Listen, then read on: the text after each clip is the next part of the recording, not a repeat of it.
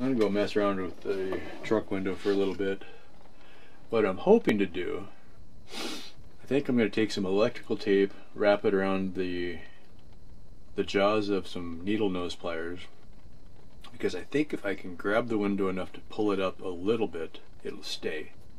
That was my experience last night.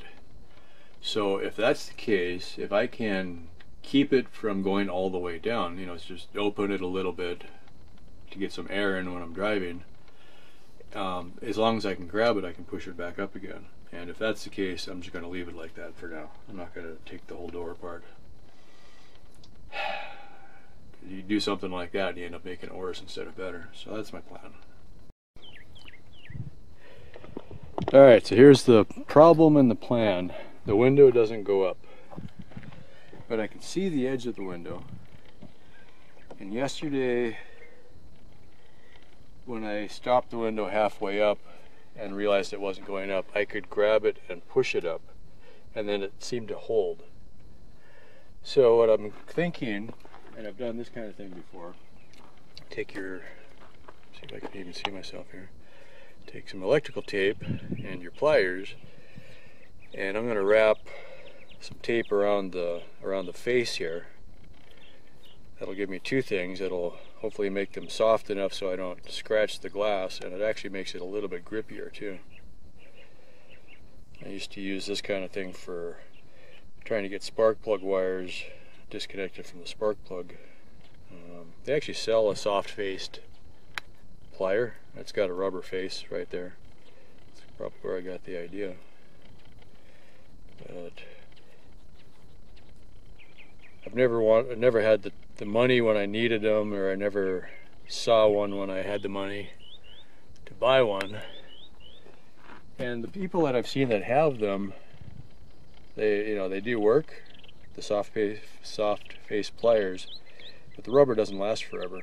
So, oh, one more thing, I'm going to need some screwdrivers to open that face up, I think, a little bit. Let's see if we can get in there though.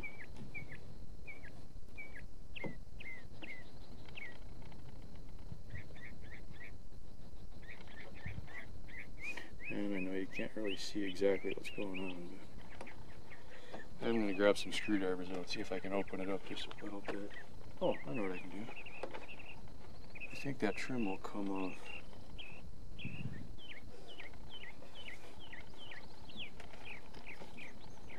Okay, be right back.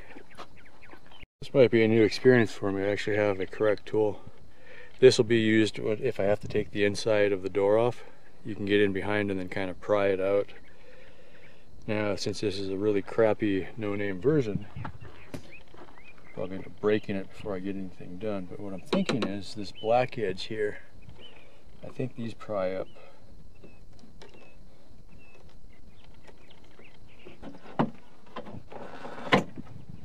There we go. Alright, now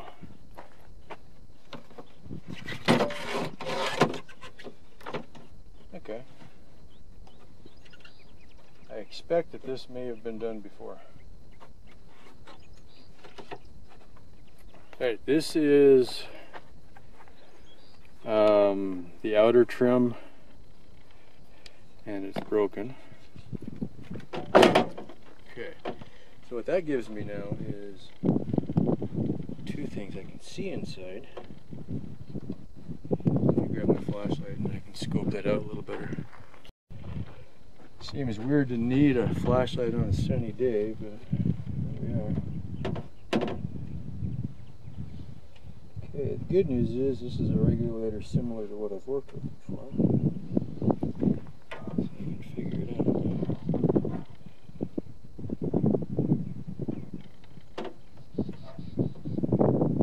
I can get a grip on things.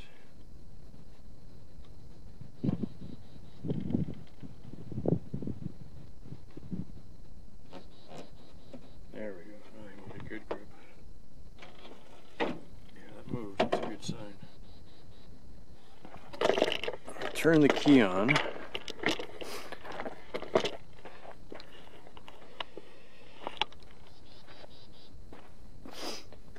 And we are still running. Okay.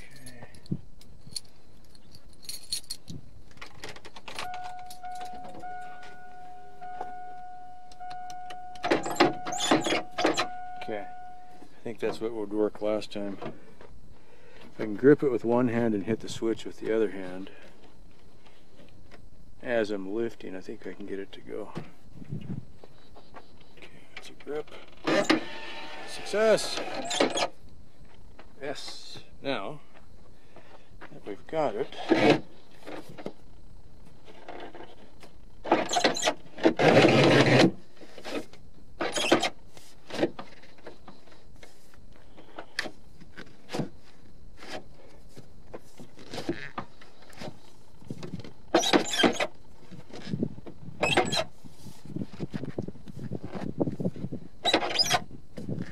okay, that's all you need right there.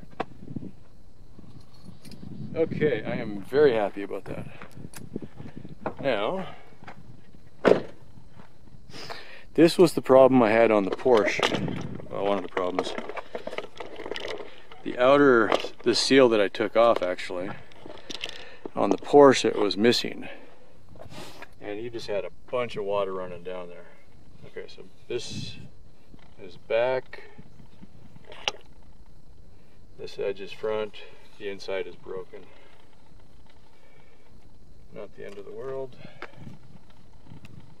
So what we'll do, that goes to there, about to that small weld right there.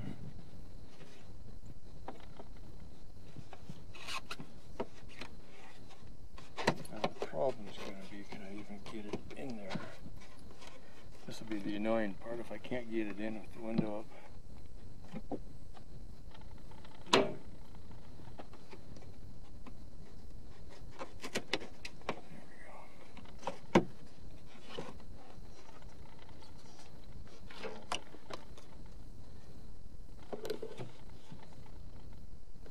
That should work right there.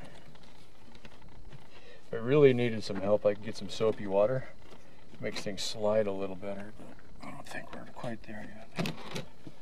Alright, this edge goes in first, this edge goes underneath.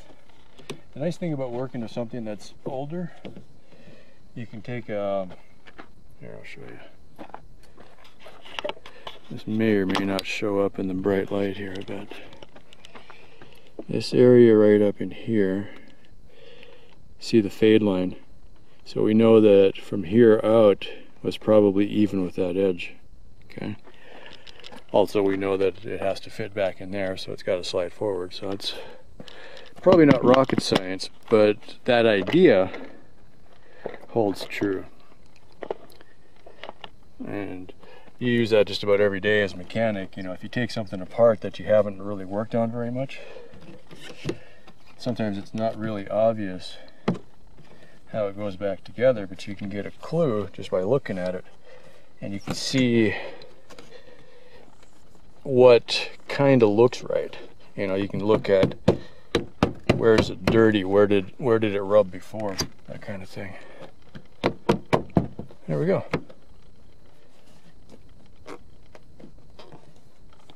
I can live with that. I can live with that quite well. So we got a little gap here. Okay, so you get a little gap there where this piece, inner piece, was broken.